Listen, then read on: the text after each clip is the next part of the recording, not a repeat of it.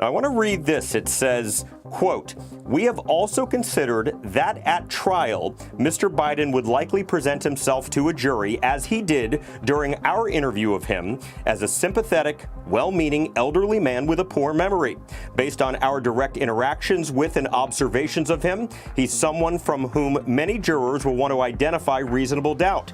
It would be difficult to convince a jury that they should convict him, by then a former president well into his 80s, of a serious felony that requires a mental state of willfulness."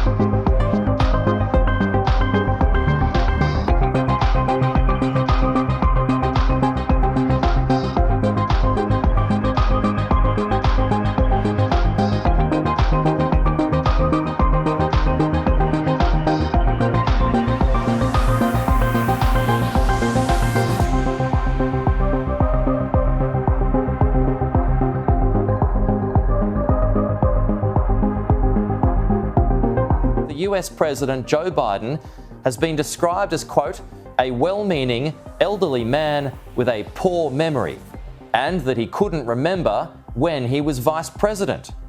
That was said by the US Special Counsel investigating the mishandling of classified documents. And our Washington correspondent Annalise Nielsen is across all the detail. Annalise, hello again. He won't face charges, but that is quite an attack on the president's mental health. Well, look, the fact he won't face charges is in and of itself an issue with his mental health. Essentially, what this investigation has found is that Joe Biden did willfully retain documents. This report has a few photos that we can show you now of where these were retained. But the issue with going forward is that they would have an issue prosecuting him in court, theoretically, and upholding that evidence because his memory is so bad. So this is an absolutely damning report. This is not from a political foe. This is an independent look into this case, this issue with classified documents that we know Donald Trump has had as well. But this has said that the main issue in all this is Joe Biden's memory. So we'll read you an excerpt of what this report has said.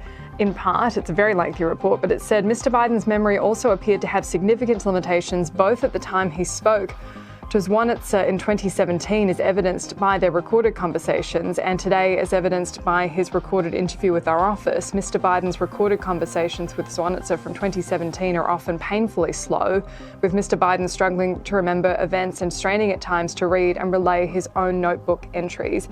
In his interview with our office, Mr. Biden's memory was worse. He did not remember when he was vice president, forgetting on the first day of the interview when his term ended, quote, if it was 2013, when did I stop being vice president? And forgetting on the second day of the interview when his term began, quote, in 2009, am I still vice president? He did not remember even within several years when his son Beau died, and his memory appeared hazy when describing the Afghanistan debate that was once so important to him. Among other things, he mistakenly said he had a real difference of opinion with General Carl Eikenberry, when in fact Eikenberry was an ally whom Mr. Biden cited approvingly in his Thanksgiving memo to President Obama. In a case where the government must prove that Mr. Biden had possession of the classified documents after the vice presidency and chose to keep those documents, knowing he was violating the law, we expect that at trial his attorneys would emphasize these limitations in his recall. The other issue here, of course, is that these interviews were done in the days after the October 7 attack in Israel, raising the question of whether his memory issues are currently impacting anything he does in his office. And this has already been seized on by Team Trump. As you can imagine, his campaign has put out a quote through their communications director for MAGA Inc. saying, if you're too senile to stand trial, then you're too senile to be president. Joe Biden is unfit to lead this nation. We did know this report was likely to come out today, but the detail it goes into around the president's memory is quite shocking.